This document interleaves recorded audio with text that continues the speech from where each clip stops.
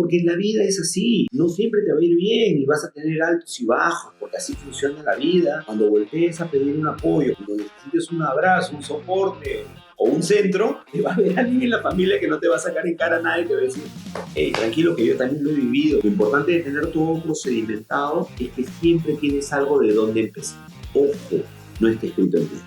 Si tú tienes una mejor idea, bienvenida a la idea. ¿Y qué vas a estudiar? A mis hijos, a mis sobrinos. Ese tío, algo que me dé plata, que me va a dar plata. En lo que sea bueno, pues hijo, para que sea bueno en algo, tiene que gustar. O sea, no idealicemos empresas.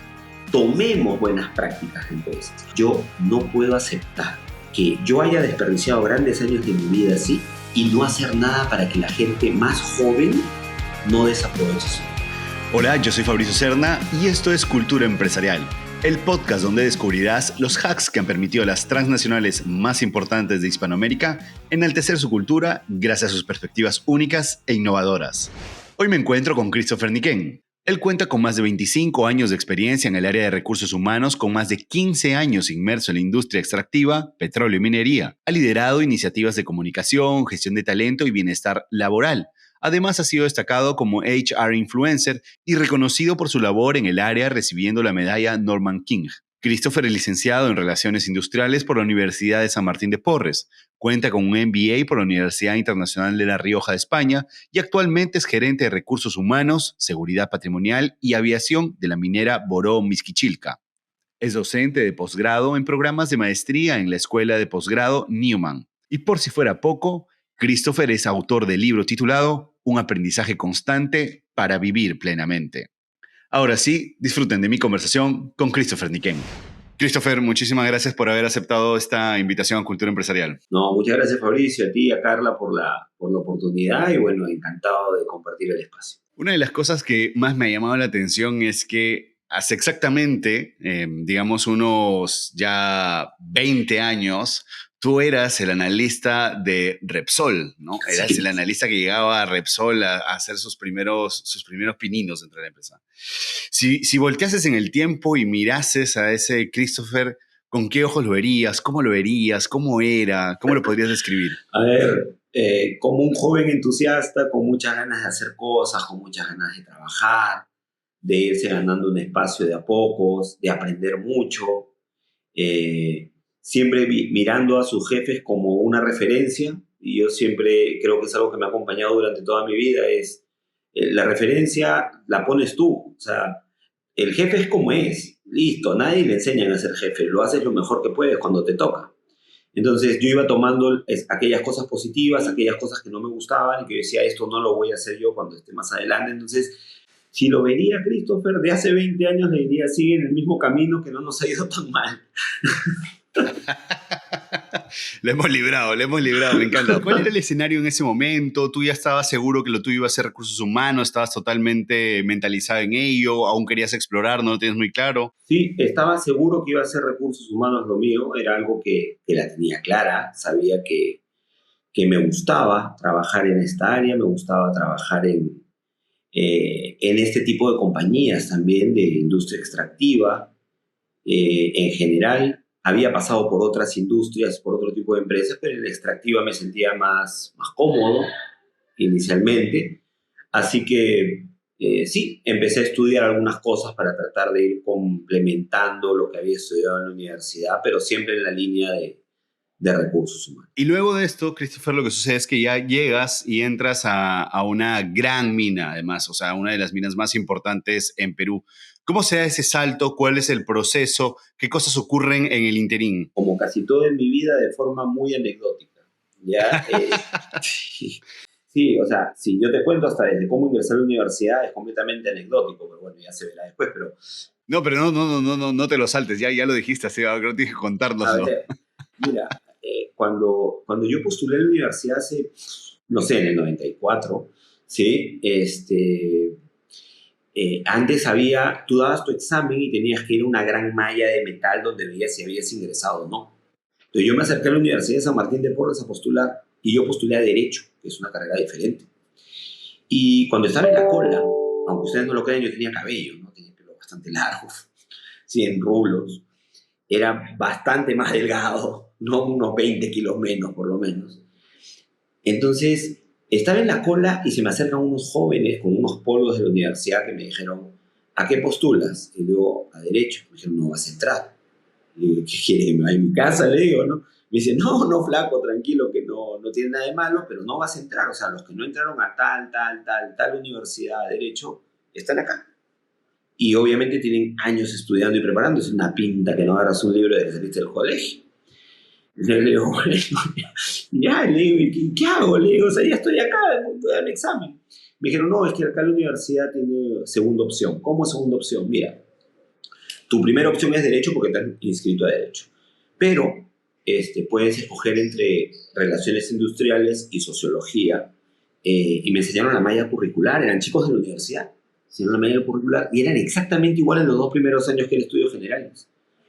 Y le digo, ¿y esto cuánto cuesta? Me dijeron, nada, solo marcas. Y si tienes segunda opción en tu postulación, si no te alcanza el puntaje para una y te alcanza para la otra, entras a la universidad. Y en 2 años, si quieres, haces tu traslado interno. Bueno, no había mucho que perder, bastante que ganar. Marqué segunda opción, marqué Relaciones Industriales porque dije, bueno, mejor esto que tiene que ver con empresas, dije yo, ya, la de Dios. Y entré a dar mi examen. Dicho y hecho, obviamente fui a la malla, no había ingresado pues, a Derecho. Los chicos eran unos visionarios, ¿no? Pero al día siguiente recibo una llamada de la universidad y me dijeron que mi puntaje había alcanzado para Relaciones Industriales y que bienvenido a la universidad. Así que ingresé y me di cuenta que Relaciones Industriales era Gestión de Recursos Humanos. Es más, hoy a la carrera le cambiaron el nombre, ¿no? Y me quedé ahí. Cuando terminé el segundo año, me llamaron de la universidad a decirme si quería hacer mi traslado interno y yo ya no quise hacerlo, me quedé en recursos humanos y ya está. Entonces, regresando a lo de cómo ingresar en minería. Pero espera, Christopher, yo quiero detenerte ahí. Pero, ¿qué era lo que te llamaba la atención del derecho? ¿Por qué querías estudiar derecho? ¿Había alguna influencia en la familia? Ninguna, nadie en mi familia es abogado. Me gustaba derecho porque había visto muchas películas, muchas series, los temas de los abogados, el tema legal, las discusiones, el poder ayudar a las personas, esto me parece interesante, ¿no? Y la verdad es que hace 20 años no había tantas, o sea, existían las carreras, pero no había tanta difusión a las carreras como hay hoy, en las que un joven hoy día, mis hijos, por ejemplo, los mayores, se encontraron con 263 carreras. ¿Y ahora a dónde voy? ¿No? Entonces los tuvimos que poner en un sitio específico con una amiga que es coach en estos temas y los ayudó. Sí, no, esto es complicadísimo, ¿no? Como han pasado de lo que eran más o menos las carreras tradicionales, unas cuantas que eran como las extrañas que se iban abriendo en el tiempo y ahora son pues, un abanico de carreras súper mega especializadas que podrían desencadenar en cosas, de hecho, muy interesantes también por otro lado, ¿eh? Sí, claro que sí. Yo y los chicos tienen una gran oportunidad para diferentes estudios. Es lo que yo le digo a mis hijos. O sea, los chicos hoy me dicen, le digo, ¿y qué vas a estudiar? A mis hijos, a mis sobrinos. No sé, tío, algo que me dé plata. ¿Qué me va a dar plata? En lo que sea bueno, pues sí, claro. Para que sea bueno en algo tiene que gustarte. O sea, tiene que gustarte. Y les pongo el ejemplo, ¿no? A ver, mira, mi hermano mayor le va bien, gracias a Dios, es mi único hermano, Fabricio, y estudió biología. ¿Te imaginas estudiar biología hace 25 años, 30 años? O sea, era una locura, nadie estudiaba biología, pues, ¿no? Pero a él le gustaba. Y se metió en la parte ecológica, ambiental, y hoy trabaja en una empresa petrolera y le va muy bien, ¿no? Mi carrera hace 20 años no era una carrera comercial ni tradicional. Entonces, también cuando yo decía relaciones industriales, ¿qué es eso? Me decían, ¿no? No, mira, recursos humanos en las empresas. La gente pues ni por acá. Y como le decía al Cris de antaño, tan malo no fue, ¿no? Sigue por ahí en la misma línea. Y vamos adelante. Entonces, yo le digo a mis hijos, ¿qué vas a hacer? Lo que te guste, porque lo vas a hacer tantos años que si no te gusta vas a vivir frustrado toda tu vida. Haz lo que te gusta, aunque la gente te diga que es una locura, no importa. Sí. Sí, mi viejo una vez también me dijo algo muy similar cuando yo estaba en ese momento de no saber, de no encontrarme y tal. Me dijo, tú tranquilo, mientras que te guste, siempre vas a tener trabajo. Y es ¿sabes? Una vocecilla ahí que me ha recorrido el tiempo y además te genera cierta seguridad el saber que alguien con trayectoria te lo ha dicho. Sí, tal cual. Y que vas a tener siempre el respaldo de ellos. Claro. Porque en la vida es así. O sea, no siempre te va a ir bien y vas a tener altos y bajos, porque así funciona la vida, así es la vida. Y que sepas que cuando voltees a pedir un apoyo, cuando necesites un abrazo, un soporte o un centro, va a haber alguien en la familia que no te va a sacar en cara a nadie y te va a decir, hey, tranquilo, que yo también lo he vivido, yo también necesito apoyo en algún momento y hoy te vamos a apoyar y tú sigue adelante con tus sueños, porque así funciona. Y te va a ir bien. Un centro. Esa es una gran palabra de alivio y de confianza. Christopher, nos hemos ido por otro lado, pero que además tiene muchísimo sentido, porque es el momento en que tú finalmente te paras frente a este escenario de entrar en una mina y nos decías que era particular la historia. ¿Cómo ocurrió esto? Como casi toda mi vida, completamente anecdótico. Yo trabajaba en Repsol, estaba tranquilo, trabajaba entre Refinería La Pampilla y las oficinas de San Isidro. Digamos, un trabajo que muy bonito, muy agradable, con un buen clima, con buena gente.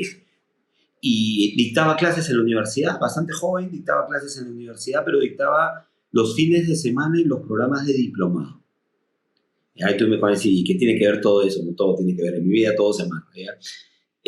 A mi clase del diplomado de recursos humanos llegan 2 chicos de Barrick, que yo no los conocía, obviamente. Y lo lindo del diplomado era que recibía jóvenes de diferentes giros de negocio o señores adultos de diferentes giros de negocio. Entonces yo me tenía que preparar. Yo lo primero que le decía al profesor Juan Salazar, que era que hasta ahora es el director de todos estos cursos de especialización, no de maestría, sino de especializaciones, le decía, ¿y con qué me voy a enfrentar? Porque yo era muy joven. Entonces, una de las primeras cosas que tú tenías que cortarle a la gente era que porque eras muy joven no tenías algo que enseñarles. Entonces, algo podía compartirles. Y me decían, mira, van a venir mineros y van a venir del sector público. A su grupito que me ha formado, le decía, ya. Me metí a revisar cosas, hicimos clase y les gustó la clase a estos 2 chicos. Tanto que al siguiente diplomado llegó una señorita más de Barrick, ¿sí? Y esta señorita, yo no sabía, trabajaba en reclutamiento y selección. Lleva todo el curso del diplomado, ya está. Y bueno, yo seguía dictando los diplomados, seguía dictando las clases, seguía trabajando en Repsol y recibo la llamada de una consultora de recursos humanos, un hunter pequeño en ese tiempo, hoy es más grande, y me invitan a postular a una empresa minera. Lo primero que yo hago es hablar con mi esposa, yo era casado, con un hijo y una en camino, y le digo, oye, nos han invitado a esta cosa, ¿y qué dices? Y me dice, ni Cerro de Pasco, ni Puno. No tengo nada con esas ciudades, me dice Cris, pero mi papá es minero y las condiciones climáticas son especialmente complicadas, me dice. Entonces, hasta allá no voy, me dijo.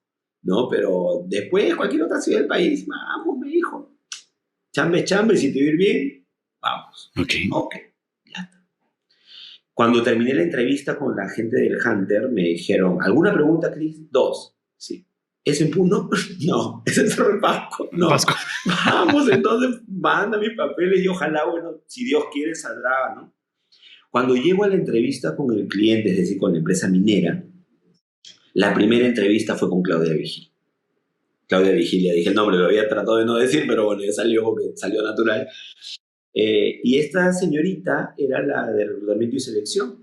Y en ese tiempo, me acuerdo, me recibió y me dijo, ¡profe! Y me dice, tú de repente no te acuerdas porque son muchos programas y muchos jóvenes. Claro, fuiste mi profesor en el diplomado de la San Martín. Muy bacán, me gustó esto, me gustó... No fue una entrevista de trabajo, fue una conversación como lo que estamos teniendo nosotros ahora. Claro. Y le dije, ¿y te sirvió algo? Me sirvió mucho, mire, hemos implementado esto, hemos hecho esto no, pero esto sí. Oye, qué bacán, le digo. Me dice, ay, ¿crees que te voy a preguntar? Me dice, no, conozco, por tus clases conozco hasta tu familia, porque tú eres muy abierto, muy así. Entonces, no, me dijo, ya, pasas a la siguiente etapa. Ya depende de ti con los jefes. Y bueno, y así avancé en el proceso. Me comí la primera etapa del proceso por haber sido profesor de esta ilustre profesional, muy buena profesional, y está entre los influencers de Perú, de recursos humanos, ¿no? Y la conozco muchos años. Y así es que paso las siguientes entrevistas y logro ingresar. Y ya fue todo un cambio, ¿no? O sea, había que llegar a una nueva ciudad, salir del estado de confort de Lima, ir a Huaraz, que es una ciudad muy linda, mis hijos tienen extraordinarios recuerdos, mi esposa también. Grandes amigos hemos hecho en esa ciudad y nos seguimos viendo hasta ahora. Pero entender un poco otro negocio, entender un poco otra forma de trabajar, otra manera de ver la vida profesional. O sea, había todo un cambio impresionante, en un cambio de ciudad y un cambio de industria, así a un tema que desde el 2007 me acompaña. Estamos en 2024 y sigo en la industria. En ese momento tú entraste como supervisor, me parece, dentro del área de recursos humanos. Eras supervisor senior de recursos humanos. Entré como supervisor senior de recursos humanos y ahí fue un primer gran desafío, porque habían otros jóvenes en el equipo que eran supervisores de recursos humanos. Y que probablemente ya tenían más años. Y que tenían más años y que conocían el negocio y que obviamente creían, y estoy seguro que lo hubieran hecho bien, que esa oportunidad también hubiera sido para ellos, ¿no? Bueno, me pusieron a mí y yo era una especie de supervisor, digamos, ¿no? Sí. Y había un poco que ganar confianza, que ganar espacio, y a la vez aprender. Porque esta gente tenía mucho que enseñarte y entonces ese manejo que se tuvo que tener fue bastante interesante. Pero una de las cosas más bacanas es que probablemente un par de años después o 3 años después tú ya eres jefe de recursos humanos dentro de esta operación. ¿Cuáles eran los retos en ese momento? ¿Qué era lo que se veía? ¿Cuál era el mayor reto que enfrentabas tú dentro de esa jefatura? En la jefatura, uno de los primeros retos fue el mantener... A ver, cuando yo entré en 2007 como supervisor senior, mi jefe estaba muy metido en los temas sindicales. Okay. Y lo que él me explicó es, mira, no tengo mucho tiempo para otras cosas más que estos temas, entonces tú te encargas de todo el resto del equipo. Entonces me dijo, ok, y me dijo, y una de las cosas, tienes que ir a Lima la próxima semana porque el 2008 vamos a certificar ISO 9001 para recursos humanos, que era un sueño que tenía el gerente en ese tiempo de Perú y que él decía que todos los recursos humanos en Perú, en esta empresa minera, tenían que funcionar igual. Hasta ese momento, Pierina, que era donde yo trabajaba, tenía sus propios protocolos, procedimientos y políticas, Lagunas Norte igual y Lima igual. Entonces decía, no, todos un solo equipo, un solo equipo, un solo equipo. Así que tuve que ir a Lima, empaparme un poco del tema y logramos la certificación en el 2008. Como equipo Perú. Yo fui parte de ese equipo certificador. Para quien realmente no entienda cómo es este proceso de lograr esas certificaciones, ¿podrías, por favor, ejemplificar de la manera más pedagógica que puedas hacerlo? Es simple, ¿sí? Y consejo de pata, como siempre digo yo, ¿no? O sea, si quieres certificarte en alguna norma, no hagas el ideal que tú quisieras y sueñas con el que debería ser, porque te van a auditar en función de eso, y si no lo cumples, no pasa la certificación. Claro. Pon, sin perder calidad, sin perder sueños, pero pon lo que haces. Entonces, el desafío era ese. Tú tenías 21 subprocesos de recursos humanos con cosas particulares en cada mina y en la oficina de Lima y en la oficina de Trujillo. ¿Y cómo hacías para certificarte si cada una de las operaciones manejaba las cosas diferentes? Por ejemplo, si nosotros en Pierina se nos ocurría que los préstamos solamente eran por salud, pero en Lagunas Norte eran por emergencia. Esto incluía salud o incluía algún tema, por ejemplo, financiero complejo por el que esté pasando el trabajador. Y de repente en Lima era más amplio y te decía emergencias y situaciones especiales, y dentro de esas situaciones especiales incluso te prestaba, por ejemplo, para el viaje al extranjero, ¿no? Claro. No, había que sentarse los tres líderes, digamos, de este tema en Perú, discutir y ponernos de acuerdo. No, mira, ¿sabes qué? Vamos a encontrar el punto medio, va a ser solo por emergencias, estamos de acuerdo en el tema de salud, estamos de acuerdo en un tema, no porque tuviste un mal manejo financiero, sino porque de repente te vaciaron la cuenta, tuviste un robo o algo, ok, la empresa te va a apoyar. ¿Listo? ¿Estamos estructurados? Sí. Ok, procedimentémoslo. Y ese procedimiento era Perú. Entonces, todo ese ejercicio nos tomó varios meses hasta que logramos certificar. Entonces, ¿qué es lo que hace una certificadora? Contestando tu pregunta, tú los contratas, ellos vienen y revisan todos tus procedimientos. Te pueden dar, en función de su experiencia, alguna recomendación, pero esa recomendación no implica que no certifiques. Lo que va a implicar que no certifiques es que no cumplas con tu procedimiento. Regresando al consejo, ¿cuál es el problema? Que cuando quieres hacer esto dices, No, es que idealmente debería ser así y eso lo pones en tu procedimiento, pero eso no lo haces. Y cuando te vienen a auditar, tienes un gran dolor de cabeza, porque terminas teniendo un sistema y todos trabajamos para mantener el sistema y no al revés, como debe ser, que el sistema te ayude a mejorar tus procesos. Entonces, listo, ya está. Claro, Eso o sea, es. al final no hay magia acá, o sea, realmente es plasmar los procedimientos tal cual los ejecutas, alinearlos si es que tienes partners con los cuales tienes que alinearlos y eso entregarlos a ver, a la certificadora, ¿no? Al auditor. Esto es, verifícalo y tal, y vienen las recomendaciones de ajustes. Me parece muy interesante eso. Correcto. Y luego tú puedes ir viendo sobre lo que ya tienes, construyendo nuevas cosas, que es lo que había pasado con esta gente que había ido al Ya, diplomado. claro. Oye, mira, lo de vacaciones Ya. no lo hacemos así, suena interesante. Le preguntaron al jefe de recursos humanos de la mina y el jefe de recursos humanos de la mina dijo, sí, hace sentido, la norma sí dice eso, entonces incorporémoslo. Entonces tú ibas incorporando cosas a tus procedimientos y eso lo haces y por eso es que estos sistemas son de mejora continua, porque todo el tiempo vas encontrando algo que puedes implementar. Lo importante es que lo implementes, si es que te hace sentido, y luego lo procedimentes y luego lo pases por auditoría.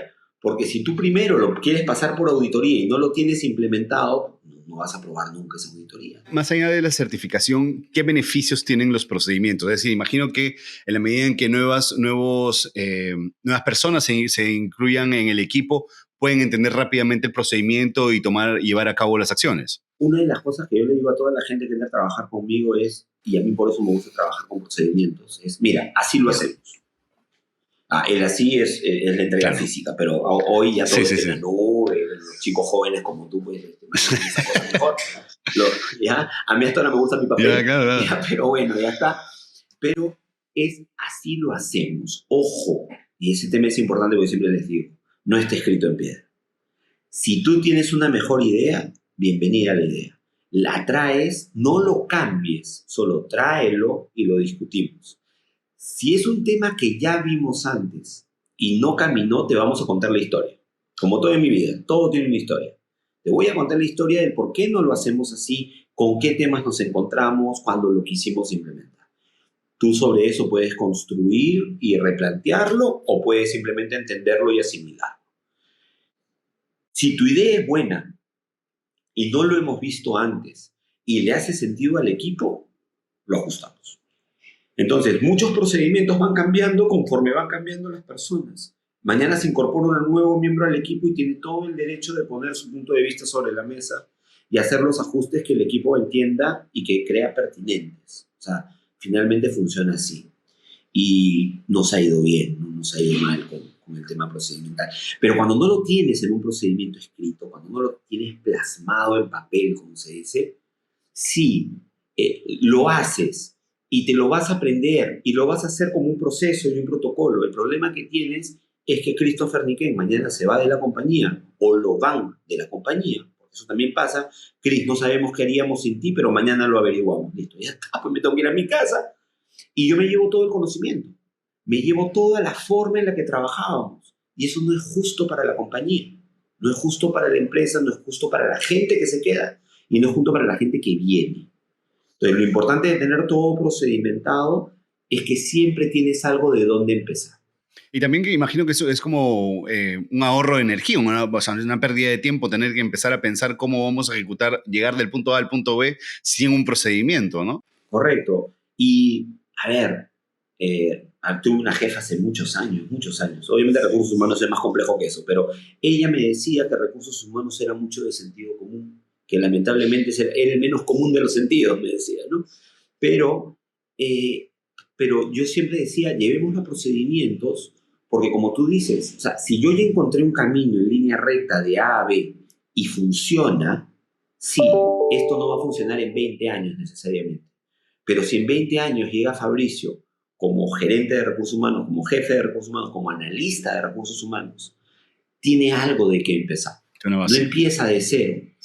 Y no desgastas gente explicándote, porque eso es otro tema también. Alguien te tiene que explicar. Explicar con procedimiento es más fácil, así lo hacemos nosotros.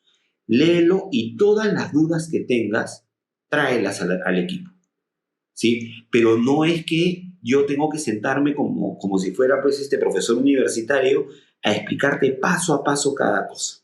No, ya no es necesario. Christopher, una de las cosas más interesantes es que finalmente Barrick termina vendiendo parte de su operación Lagunas Norte a Boró, que es esta mina singapurense. Pero a mí lo que me fascina más de esta historia es que tú terminas quedándote como en casa, o sea, pasan diferentes cosas alrededor de todo y tú estás aquí a ver cómo apoyamos, cómo innovamos y tal los procesos y esto, pero tú estás como en casa abriendo la puerta a quien sale, cerrando la puerta a quien se va, etcétera, etcétera. ¿Cómo ha sido este nuevo reto? ¿Cuándo ha ocurrido la venta finalmente de la operación de Barrick y cómo lo has tomado tú? ¿Cómo lo ha tomado el equipo? Mira, nosotros recibimos bueno, yo recibí la noticia en febrero o marzo del 21 y todo empezó a tener sentido, ¿sí? Yo trabajé en Barrick desde el 2007 al 2016. Luego tuve una invitación muy cordial de mi esposa de que necesitaba que esté más tiempo en Lima porque mi hijo mayor estaba entrando a los 12 años. Claro, la esencia fregado, oye. Y era una edad Sí. muy compleja para un varoncito.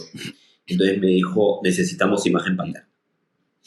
Entonces, una invitación muy amable. Conmigo, ¿no? Conmigo va a tener la imagen paterna, tú claro. no te preocupes. Porque el trabajo en minería, sí, muchas personas quieren entrar a minería. Una de las cosas que yo siempre le digo a los chicos que me contactan, jovencitos, yo les digo, pon todo en balanza. Porque sí, minería es un sector apasionante, es hermoso, es lindo, pero también tiene sacrificios como cualquier otro trabajo. O sea, todos los trabajos tienen una cuota de sacrificio. En el caso de la minería, es que mucha parte de tu vida la pasas fuera, ¿sí? Entonces, es algo que tú y tu familia tienen que poner en balanza. Si tu familia se va a adaptar, genial. Si tu familia va a llamarte llorando todas las noches, no se hace bien ellos y no te hacen bien a ti. Entonces, eso no va a funcionar, ¿no? Las cosas importantes de la vida están del trabajo para afuera, como yo siempre digo, ¿no? Entonces, bueno, regresando a tu tema, yo en febrero o marzo recibo una llamada de Abel García, que era el director de recursos humanos de Barrick en ese tiempo y que hoy está en una empresa en Ecuador, una minera en Ecuador muy importante. Y me comenta que se había comprado, que Boró había comprado finalmente la unidad minera Lagunas Norte. Y que iba a haber una transición y que en junio del 21 ellos ya tomaban control absoluto. Entonces, ¿por qué te digo que empezó a tener sentido? Porque nosotros en 2019, yo me fui en el 2016 y regreso a finales del 2017. Estuve en otra empresa minera un tiempo, casi 2 años, y muy buena también. Pero yo siempre había quedado con un tema pendiente y eso era un problema mío. Por eso es que después hablo del cierre de etapas en algunos temas, ¿no? Y es porque yo no había cerrado la etapa en Barrick.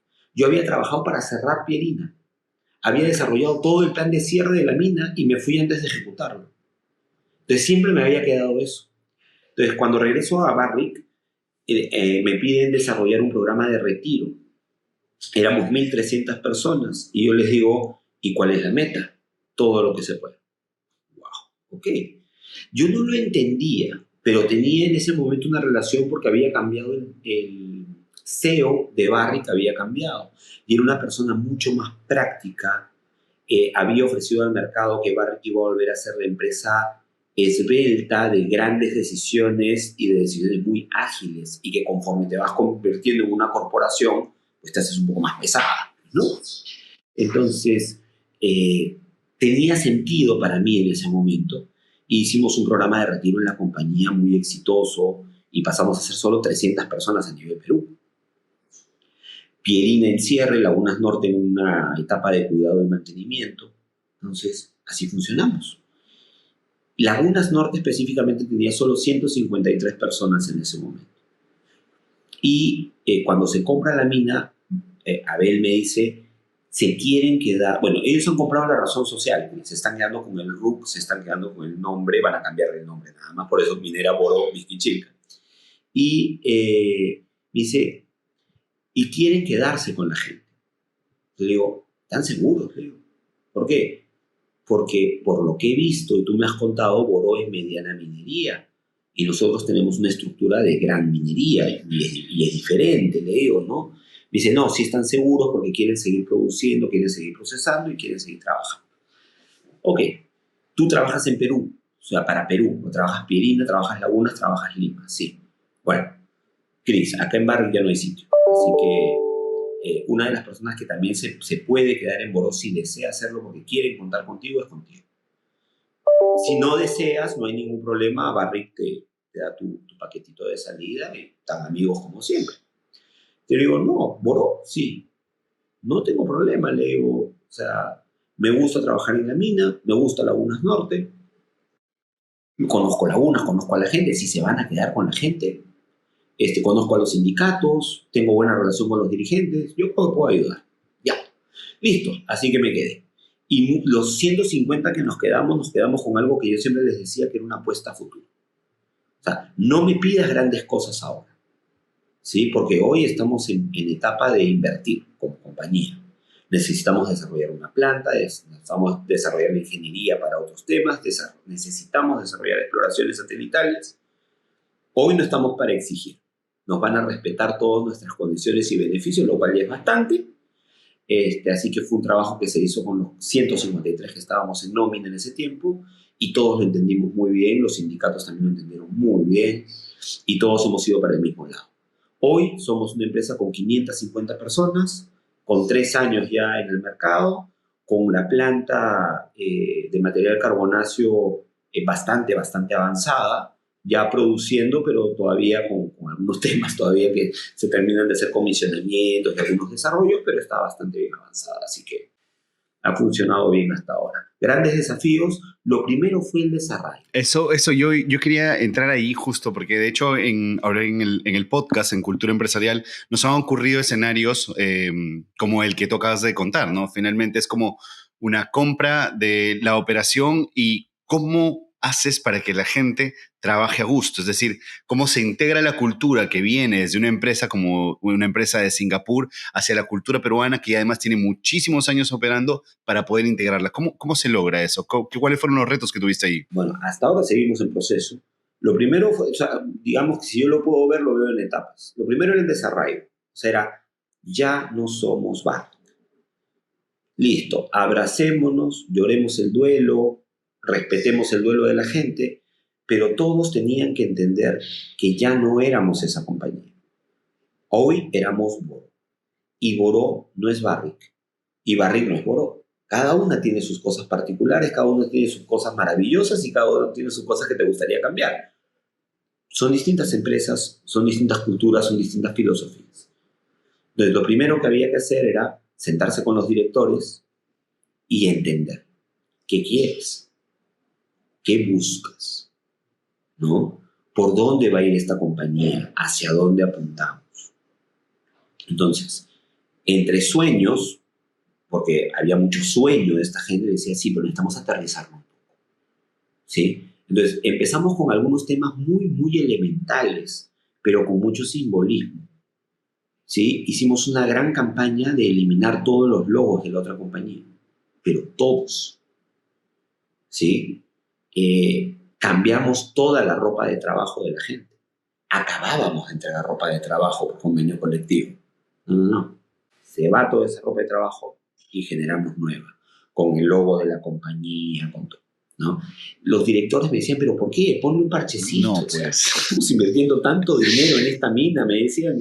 Digo, es que eso mismo, si estás invirtiendo tanto dinero, esto no te mueve la aguja. Este es un gasto mínimo. Y es importante porque la gente tiene que entender, desde que se cambia de ropa y se pone su ropa de trabajo, que está en otra compañía, que está en otra organización y que eso es bueno para nosotros, ¿sí?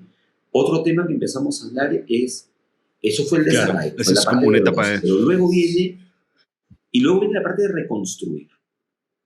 Entonces empezamos a identificar aquellos temas que los antiguos de la anterior compañía sí teníamos en común y entendíamos y que los nuevos no necesariamente lo entendían, no lo tenían en el radar. Oye, esta mina entró en cuidado y mantenimiento en el año 2019. Sí. Son casi 2 años. Sí. Donde no vimos grandes inversiones. Sí. Ok. Hoy ha llegado una nueva compañía. Y en 2 años ha hecho grandes inversiones por esta mina. Y esta mina es la que nos da trabajo a nosotros. Por lo tanto, que tenemos que trabajar muy fuerte para sostener todo lo que se está desarrollando. Pero hoy hay una apuesta de atrás, una apuesta a futuro. Hay un nuevo sueño, hay un nuevo inicio, hay un nuevo nacimiento, si lo quieres decir, para la empresa, para la unidad minera. Entonces, eso es algo que llenó de sentimientos en la gente. Entonces, hoy ya no vengo a trabajar solamente para mantener la mina, no. Hoy vengo a trabajar porque vamos a producir otro tipo de mineral, vamos a procesar otro tipo de mineral. Sí, sigue siendo oro, pero ahora está encriptado en carbón, o más adelante de repente vienen los sulfuros, y vamos a hacer inversiones en exploración. Entonces, la gente se empieza a llenar de energía nuevamente, ¿sí? Y eso es algo con lo que tienes que trabajar. Y luego de eso tienen que entender, en una tercera etapa, que es en la que estamos ahora, la nueva cultura de la compañía. Y ojo, este tema es importante. Yo sí soy un convencido. Yo he trabajado en empresas completamente jerárquicas y piramidales y me sentía feliz de trabajar. Porque me lo explicaban, sabía cómo funcionaba y sabía qué puertas tocar y qué puertas no podía tocar yo y lo tenía que hacer otra persona. Así que yo nunca tuve problemas con eso. He trabajado en empresas completamente horizontales, donde le puedes poner tú un apelativo simpático, un apodo, si lo quieres decir así, al gerente general y todos nos morimos de risa en el comedor. Y no pasa absolutamente nada mientras sea un tema respetuoso, obviamente, no es algo grosero, ¿sí? Y así, completamente planas. Y me he sentido muy cómodo ahí porque también alguien me explicó cómo funcionaba. Lo importante, más allá de en cuál quieras desarrollar, es que las reglas de juego estén claras. Y eso es algo en lo que estamos trabajando nosotros. Hoy, por ejemplo, estamos pasando de una empresa que era bastante horizontal en el trato a ser un poco más jerárquica. Y eso es algo que hay que explicarle a las personas. Y quitarle ciertos miedos y ciertos tabús. Eso no tiene por qué ser malo. El que siga ciertas jerarquías también funciona. No te están quitando respaldo, no te están quitando libertades, no. Es simplemente una nueva forma de comunicarnos porque de alguna manera los que están más arriba de lo que se quieren asegurar es que cuando les llegue algo a ellos, llegue con todos los filtros necesarios para que haya una decisión rápida y ágil, que es lo que todos queremos en la compañía. Entonces, depende cómo lo quieras ver y por dónde lo quieras llevar, puede funcionar. Lo importante aquí es claridad. Si quieres tener una empresa más jerárquica, tenla, no tengas temor en decirlo, explícaselo a las personas, busquemos los mecanismos para que entiendan cómo es el nivel de comunicación ahora.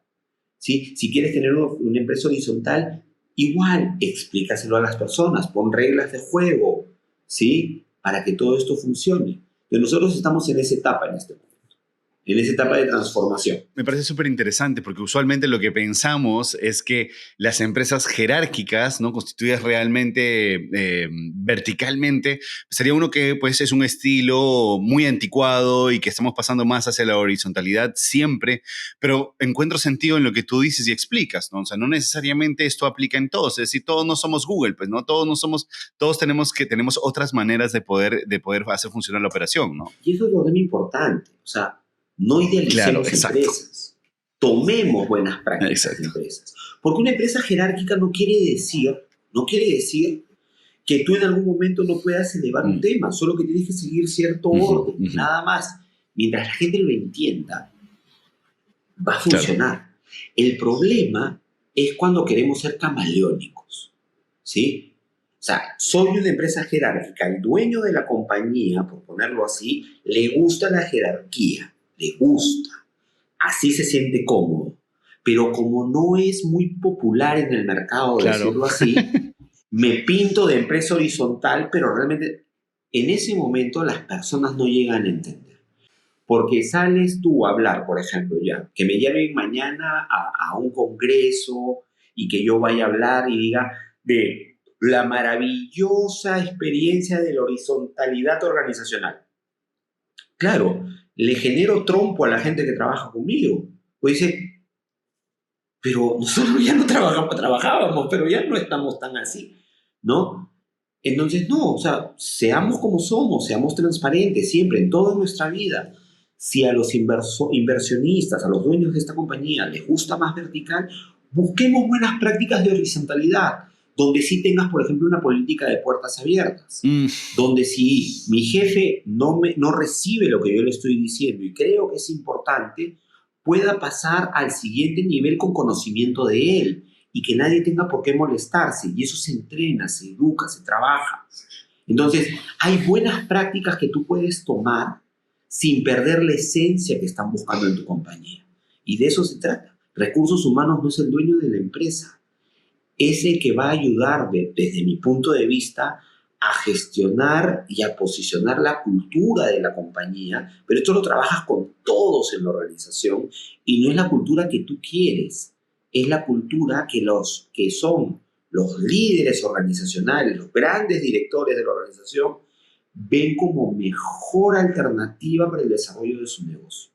Y a nosotros nos toca ver la mejor manera de canalizarlo y que esto funcione bien. Estas buenas prácticas a las que haces referencia me suenan mucho y es algo que quería comentarte y es sobre el tema de la motivación a los equipos. Hablábamos en un episodio anterior con una gerente de recursos humanos de Colombia y ella nos decía, si está muy bacán, siempre pensamos en que el equipo de recursos humanos no tiene que estar ahí empujando en la organización al resto de colaboradores y tal, pero a veces nos olvidamos que ellos también necesitan a alguien que los apapache y que los motive. Entonces, eso hace que el gerente a veces se desgaste un poco. Pero nosotros cuando nos preparábamos para esta conversación contigo, encontramos una entrevista tuya perdida hace como 10 años, donde alguien te preguntaba y te decía, ¿cómo haces para mantener motivado a tu equipo? Y tú decías, el paso 1 es conocerlos.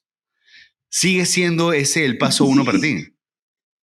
Siempre. Y no solo con mi equipo, en general, ¿no? Yo creo que una de las cosas por las que me llevo bien, no te digo que seamos amigos, seguramente no nos vamos a ir a comer un ceviche, ¿sí?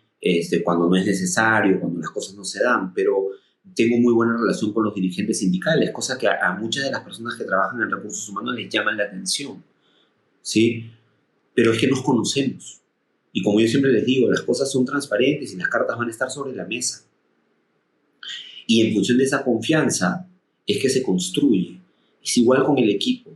El equipo que me toca hoy tener conmigo es bastante joven, ¿sí? Salvo algunas excepciones, el común del equipo es muy joven. Entonces, nos conocemos, sé quiénes son, qué les gusta, qué les motiva, y eso ayuda a que tengamos una buena relación. Como yo siempre digo, o sea, una buena relación no quiere decir que te vayas a tomar café todos los viernes con toda la gente, ¿sí? No, a eso no me refiero. No es que seas amigo de todos, porque como yo siempre digo, no somos mi simpatía. Claro. Y muchas veces nos toca decir que no se puede hacer algo y no se puede, ¿sí?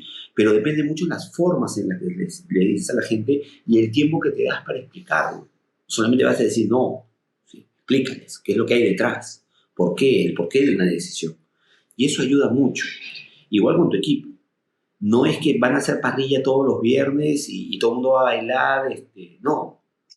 Es simplemente conocerse, respetarse y saber cómo podemos obtener el máximo potencial de la gente. Y que ellos también tengan la suficiente libertad y apertura de tu parte para un día venir, tocarte la puerta y decir no estoy de acuerdo con lo que hiciste. Y no te molestes, simplemente decirle, a ver, cuéntame qué pasó. Por ejemplo, ¿no? A mí siempre me dicen que soy muy, ¿cuál es la palabra que usan? Que no soy muy formal. Ah, ok. Sí. ¿Sí? Imagínate, yo entrevisto personas para un puesto de trabajo y es como la conversación que estamos teniendo. Y ellos quisieran que sea un poco más estructurado y formal. Le digo, no, pero cuando termine la entrevista te digo exactamente lo que yo siento, pienso y muchas veces coincide con tus notas.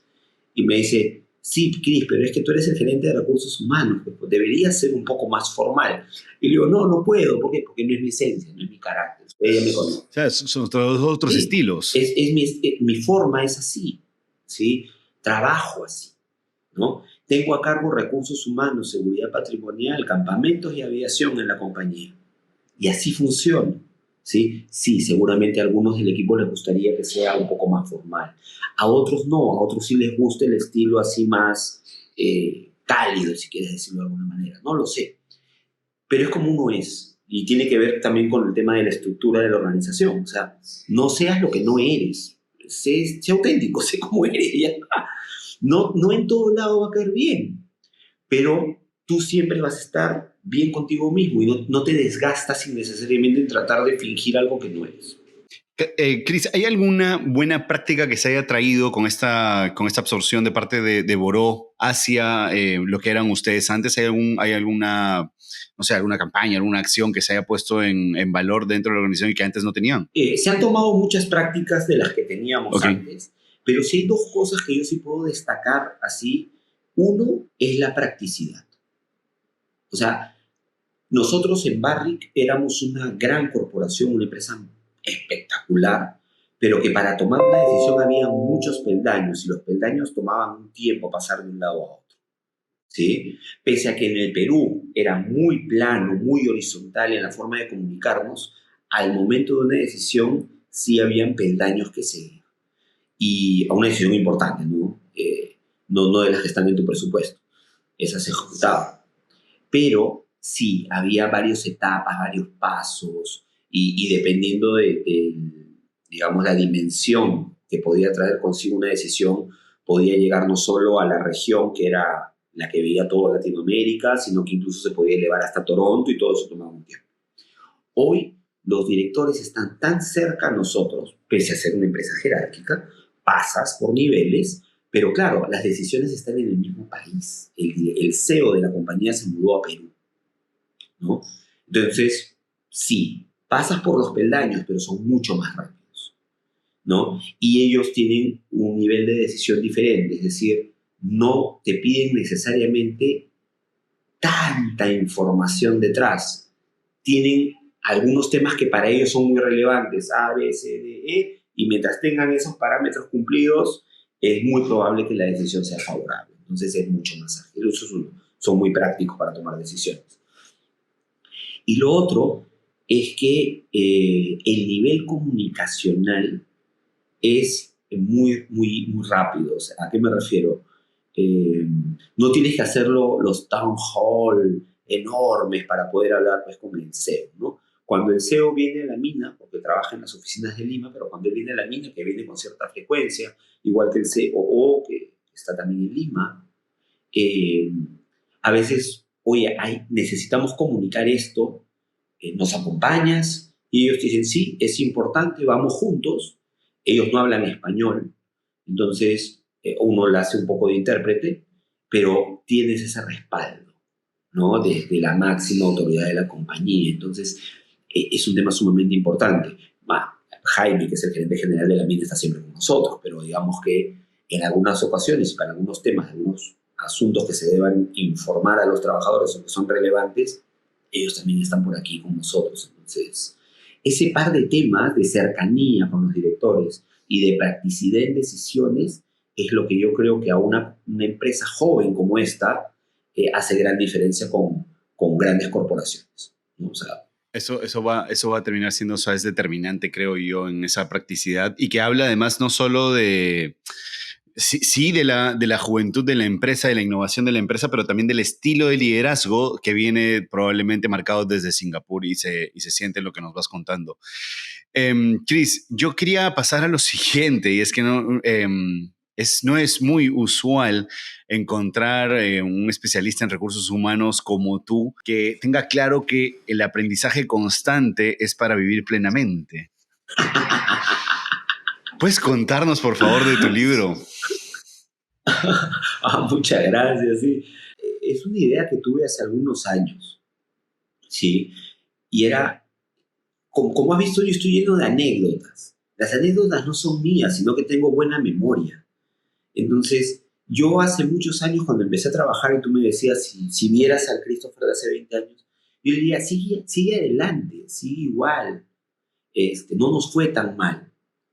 Seguramente nos hubiera podido ir mejor si tomábamos otra decisión por aquí y por acá, pero nunca lo sabremos y no vale la pena machacarse con eso. Sigue, no nos fue mal, ¿sí? Y lo que yo hacía era tomar muchas de estas anécdotas, muchas de este relacionamiento con colegas, con jefes, con gente que tenía cargo, y los recordaba la historia, recordaba por qué había pasado eso. Y un día empecé a darle vueltas en la cabeza y decía, ¿y por qué no compartir esto? Entonces, al comienzo pensé en escribir una especie de boceto, algo muy, muy simple, y para mis hijos, para mi esposa, para mis viejos, para mis sobrinos, nadie más. Es más, no pensaba ni publicarlo, era imprimirlo, engraparlo y entregárselos, ¿no? Conforme lo fui escribiendo, y tiene algunas partes, ¿no? Empecé con una parte que para mí era importante porque tenía que ver con la felicidad. Y yo pensaba en mí mismo y decía, cuando estaba en el colegio, odiaba el colegio, quería ir a la universidad.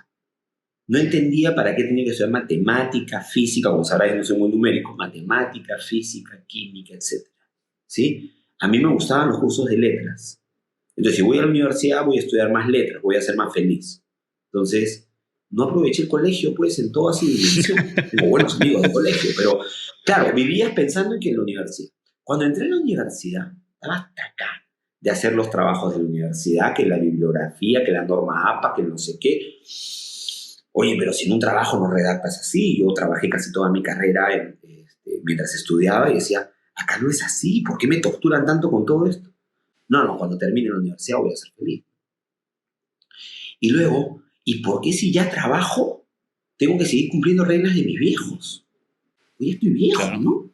Tengo 23 años. Cuestionamientos, ok. ¿No? Y claro, mi viejo me decía, mientras vivas bajo este techo, las reglas son así. Si no te gusta el callejón, múdate. Es así de simple, ¿no? ¿No? Entonces, y no, cuando me case. Y no, cuando los hijos. Y ya pues con 40 y tanto, 47, casi 48 años, el año pasado 46 para 47, decía, no, yo no puedo aceptar que yo haya desperdiciado grandes años de mi vida así y no hacer nada para que la gente más joven no desaproveche su vida.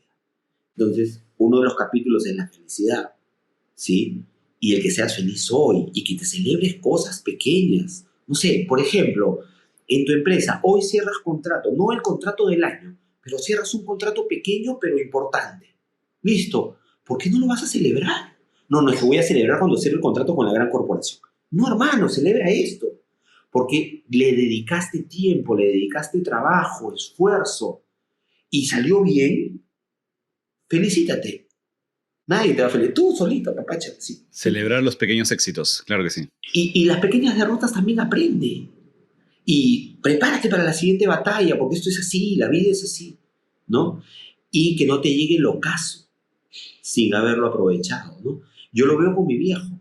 Mi viejo me pasa fotos todos los días al celular, al WhatsApp, de cuando yo era niño, mi hermano era niño, o mis hijos eran niñitos.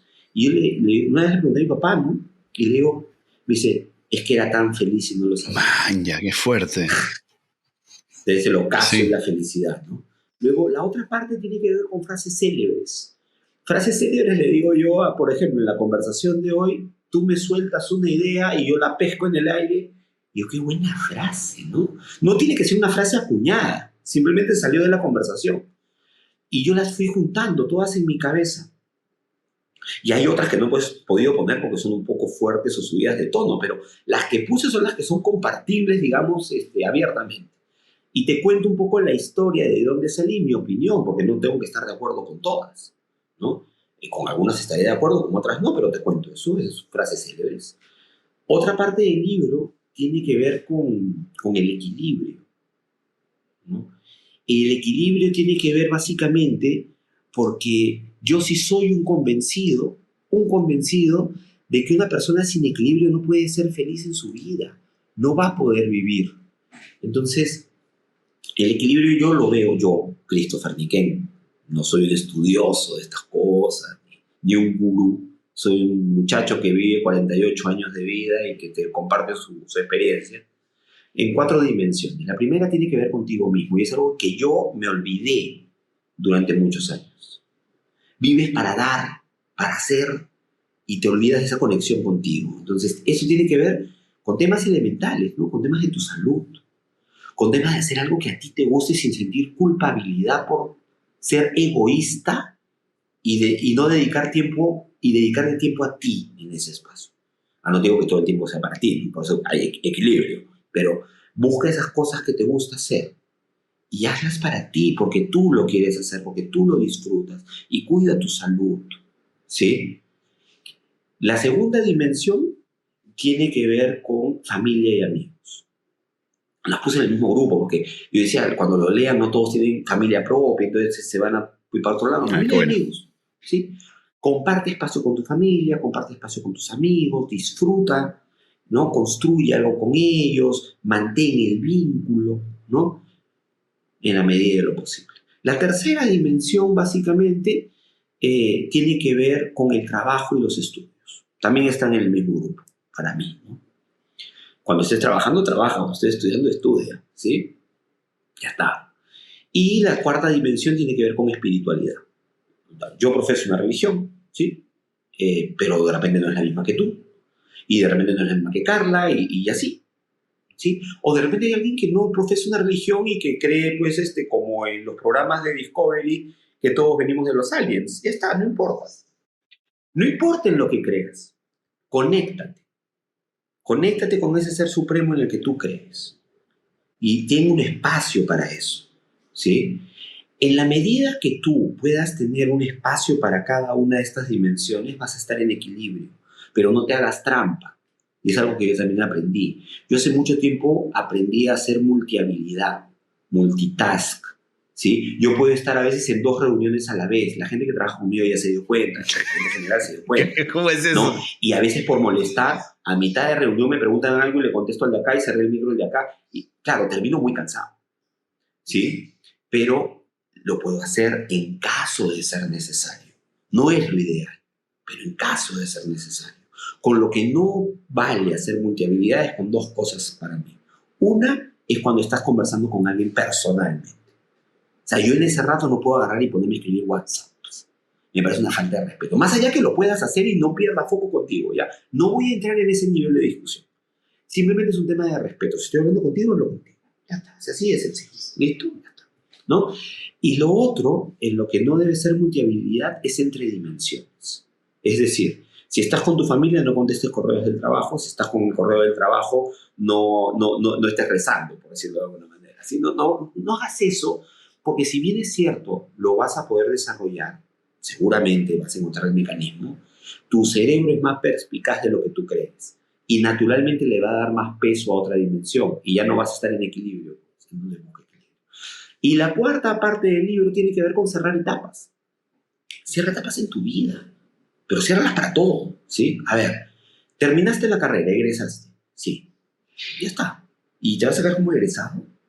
No, pues, haz tu tesis, no es tan difícil, hermano, ¿ah? Saca tu bachiller, saca tu título, colégiate, las instituciones son importantes. Ya está, ¿sí? Y además ayudas a otra persona a cerrar una etapa. ¿A quién? Al que te ayudó. De repente es tu viejo, de repente es tu abuelo, de repente es tu tío, tu hermano mayor, tu hermano menor. Me encontró con cada sorpresa en la vida, ¿sí?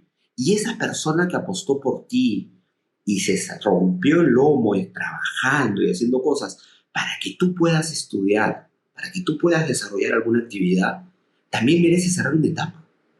Y que tú llegues un día, yo sí lo hice eso, con tu título firmado en la parte de atrás y decirle gracias papá, gracias mamá, gracias abuelito, tío, primo, padrino, hermano, quien sea. Y, no, Cris, es que yo mismo me hice solo. No, hay casos así. Bueno, regálate a ti mismo pues, el título y cierra tu etapa también, ¿no? Y ya, cumplí con esto, lo hice. Igual en los trabajos, que no te cometas el error. Yo perdí la oportunidad de seguir una empresa maravillosa. Esa empresa minera es espectacular. Yo decidí irme porque yo no había cerrado una etapa en mi vida. No la cerré. Y tuve que regresar para cerrar. Me parece locazo lo que dices porque al final no somos conscientes que también somos responsables de las etapas de los otros, ¿no? De que los ayudamos a cerrar etapas. Nunca me había puesto a reflexionar en eso, Cris. Porque es un círculo. Todos vivimos en círculos. O sea, tienes tu círculo, ¿sí? Y lo que te permite a ti alcanzar una meta, hay alguien atrás que te ayudó, que te soportó. Entonces, esta persona también tiene derecho a cerrar su etapa, ¿no? Yo lo veo así. O sea, seguramente que me pones a conversar y a debatir con una persona estudiosa de esto y, bueno, me despellejará, pues, ¿no? Pero algo le quedará, porque eso es lo más bonito de estas cosas. Y es lo bonito de recursos humanos. Yo cuando enseño recursos humanos en la escuela de posgrado, donde también dicto clases, yo siempre les digo, no sé, o sea, me dice, Cris, es que ya viene la entrega del trabajo. ¿Y por qué se estresan? Hagan el trabajo, respondan todas las preguntas del caso, porque son casos. Digo, y lo lindo de recursos humanos es que no es ingeniería, con lo cual No hay una fórmula. no hay una fórmula. Yo tengo 53 alumnos en esta clase y conmigo somos 54 en el aula. Y podemos tener 54 respuestas diferentes. Y eso no quiere decir que una no esté bien. Todas pueden ser correctas. Lo importante es cómo las argumentas, cómo las explicas y a qué resultado llegas de acuerdo a tu análisis. Eso es. Hay varias cosas que me resuenan aquí y es por un lado que eres como esa vocecilla que todo el tiempo nosotros hemos querido obviar, pero dentro de tu experiencia lo narras y lo explicas súper bien y es parte de tu experiencia de vida. Y lo otro realmente es que hace mucho sentido encontrarnos a un gran narrador como tú que haya escrito un libro que esté basado en el aprendizaje constante, porque es esto lo que hemos conversado hoy. Para ir cerrando, voy a meterte en aprietos y tenemos una etapa en la entrevista, en la conversación, donde los llevamos a ustedes a un supuesto ficticio, ¿no? Que probablemente no vaya a ocurrir. Las chicas, ya lo voy contando 2 veces, lo han llamado ahora la pregunta terrorífica. Entonces, digo además chicas porque todo el equipo de Civil 85 soy el único hombre, entonces todas las chicas ya le han puesto un nombre, se llama la pregunta terrorífica. Entonces vamos a hacer esto y te voy a poner en este ficticio. Después de tantos años se ha confirmado tu salida ya de la minería y te vas a dedicar por completo a escribir los libros que te habría gustado escribir. ¿Cuál es el siguiente libro que tienes en mente? Hay un libro que le estoy dando vueltas, seguramente lo escribiré en un par de años que termine de cerrar la idea. Se puede titular algo parecido a No hagas eso, sobrino. ¿Ya? Y es una idea que yo tengo dándole vueltas en la cabeza y tiene que ver con mi experiencia de vida, pero desde otro lado, y es el tema financiero. Y es que tampoco a nadie nos enseña a llevar nuestras finanzas personales. Qué fuerte es eso. Muchas veces cometemos muchos errores que los vamos corrigiendo en base 4. Pero perdiste 20 años de tu vida endeudándote en cosas que no tenían sentido o gastando dinero que todavía no recibías o cosas bien elementales, ¿no? Entonces, el libro No hagas eso, sobrino, yo creo que si en algún momento lo llevo a escribir va a ir por ese lado, ¿no? De no cometas errores que yo cometí y ordénate desde jovencito, ¿no? Invierte tu dinero, ahorra un porcentaje siempre, ganes 100, ganes 1000, ganes 10.000, ganes 20.000, siempre el mismo porcentaje, es un tema de hábito. Entonces yo creo que es algo que sí se le puede explicar a los chicos sin hacer números, sin hacer matemática complicada. Así como el libro, lo puedes encontrar en Amazon, que me has sacado aquí en la entrevista, ¿no? De un aprendizaje constante para vivir plenamente. Es un libro que las personas que lo han leído me dicen que es muy fácil de leer. Que parece, o sea, me dicen, los que te conocemos, me dicen, Cris, es como si estuviéramos sentados conversando contigo. ¿No? Parece tu voz así, parece que se escucha por acá, ¿no? Es lo mismo aquí. Decirle a los chicos, no les tengas miedo a las finanzas, te van a acompañar toda tu vida. No tienes que saber sacar un ratio matemático financiero, tranquilo, no es tan complejo. Simplemente es un tema de orden, de disciplina, de cuidados que debes tener y que alguien que ya lo vivió te lo va a contar así, simple y sencillo, sin números, sin cálculos, simplemente para que tú lo leas y algunas ideas te queden en el radar y tomes algunas decisiones. Cris, ya llegamos al final, pero quería aprovechar esta oportunidad, esta conversa tan rica que hemos tenido para hacer algo que no solemos hacer en Cultura Empresarial, que lo hacía de hecho en otro podcast, pero lo quisiera hacer acá.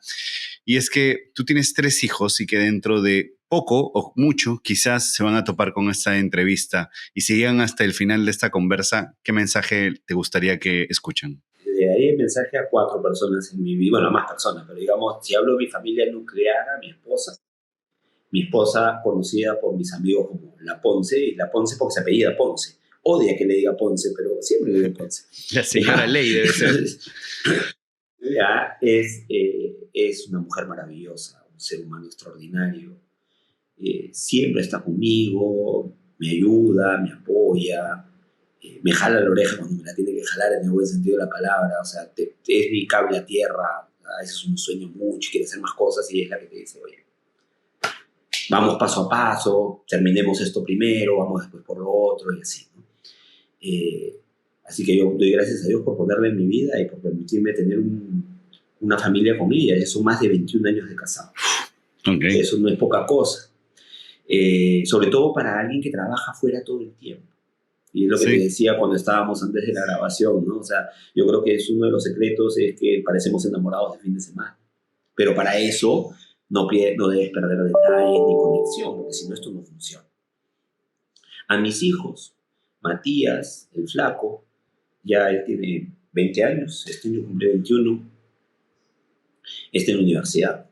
Simplemente que siga soñando, que siga sus sueños, que no haga la vida de otro más, que no vea ni a su papá, ni a su tío Fabri, ni a su abuelo o a sus abuelos como lo que él debe alcanzar o lo que él debe hacer. Simplemente que viva, que sea feliz. Y que la vida lo va a llevar por un buen camino y que seguramente va a tener mucho éxito en lo que él decide hacer. Porque es un ser humano maravilloso, el flaco. Mi hija Araceli tiene 17, este año va a la universidad. Y igual, que sea feliz, que no deje que nadie le diga que no puede hacer algo. Esas personas tóxicas no las quiere en su vida. Que más bien se junte con gente que le impulse. Ella no tiene que cambiar su carácter. Ella es más reservada, no es tan amiguera como el hermano. Y eso está bien. Es más selectiva, como le digo yo. ¿Sí? Más de cuidar a sus amigos. Pero si en ese círculo entra alguien que empieza a generarle ideas de no puedes hacer eso, no debes hacer eso, no, aléjate. Y busca a alguien que te impulse en tus sueños. Claro, siempre que sean buenos y adecuados, ¿verdad? Pero que te impulse y te ayude a surgir, a salir adelante, a alcanzar todas las metas que tienes, todos tus sueños, porque es un ser humano maravilloso, mi hijita. Y ojalá que, igual que el mayor, alcancen todas sus metas. Y el más enano se llama Lucas. Tiene 10 años. Y como le digo a mi esposa y a mis hijos, disfrutemos hoy que está chiquito. No le pidan que tome decisiones como adulto. Porque no es un adulto, es un niño. Tiene derecho a decirte que sí hoy y en 2 horas decirte que no quiere ya, porque lo pensó diferente. Es un niño, ¿sí? Y va a crecer. Y va a ver de ejemplo, ya no a su papá, ya no a su mamá, va a ver de ejemplo a sus hermanos, ¿sí? A su hermano mayor, a su hermana. Y bueno, también va a estar su viejo por ahí, si es que Dios me permite seguir por ahí dando vueltas en este planeta, igual que mi esposa.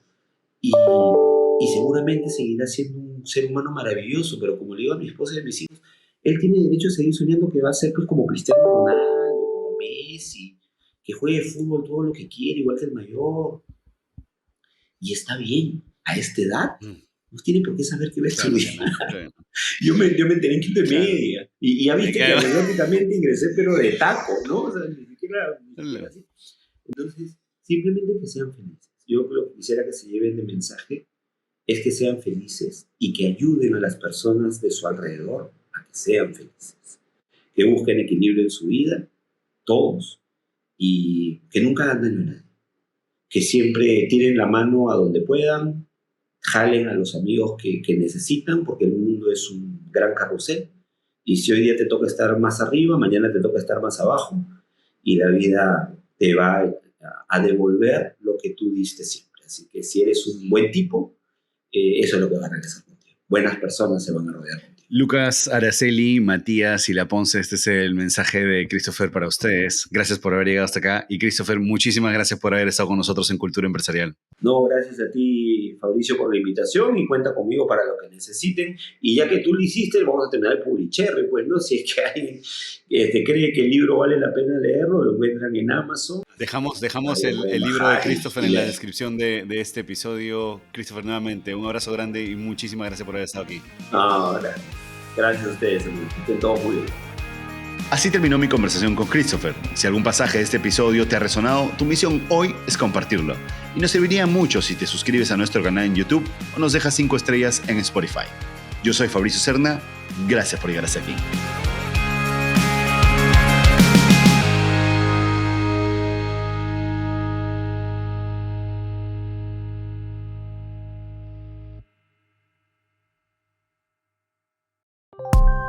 Original de Decibelio 85.